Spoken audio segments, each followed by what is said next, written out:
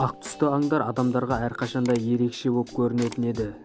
Альбинос атты ауру тек адамдарда емес екенін осы видеода дәлелдегіміз келіп отыр.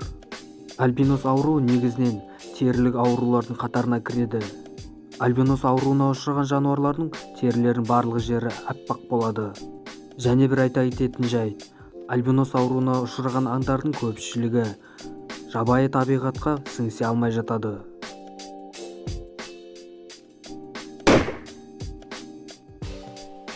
Альбинос горилла.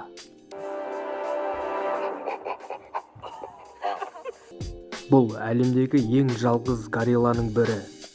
Оның аты Снежок. Снежоктың жасы қазіргі таңда 5 жаста. Ол қазір Бразилия зоопарктарының бірінде. Алекс атты азамат осы бір горилланы өзінің саябағында көріп қалады. Снежок Андрестің үйінің жанында жүрген еді. Андрес жергілікті жануарларды қорғаушы азаматтарға қоңырау шалып, болған оқиға туралы айтады. Жануарларды қорғайтын топ мүшелері Снежокты лезде ұстап, оны зоопарктердің біріне тапсырады.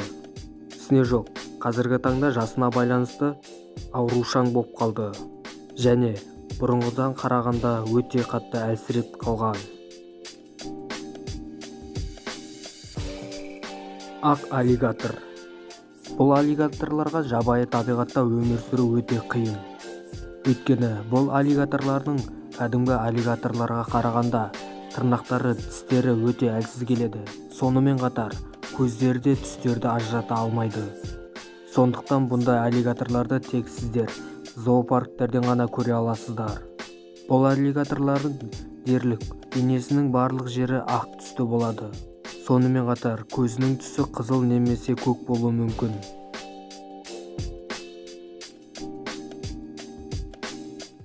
Альбинос бұғылар. Бұл бұғыларды көбінесе Канаданың солтүстік аймақтарына кездестіруге болады. Бұл бұғылардың дерлік жартысында мүйіздері болмайды, өйткені олардың денелері өте әлсіз келеді. Осындай альбинос бұғыға арнап Нью-Йорк қаласында үлкен зоопарк құрылған болатын.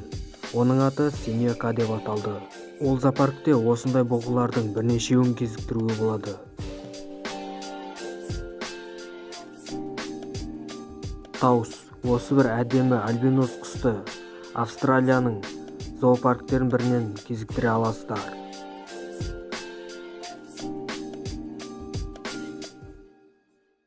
Ал сіз бұрын-соңды альбинос тасбақа жайлы не естіген едіңіз? Дұрыс, бұндай тасбақалар жайлы ештеңе естіпедіңіз. Өйткені әлемде бұндай тасбақалардың тек 8 данасы ғана бар. Оның 2-і Америка құрама штаттарында болса, 4-і Жапонияда және 2-і Австралия мемлекетінде. Егер сіздерге осы видео ұнаған болса, лайктарыңызды басыңыздар. Келесі видеода кездескенше.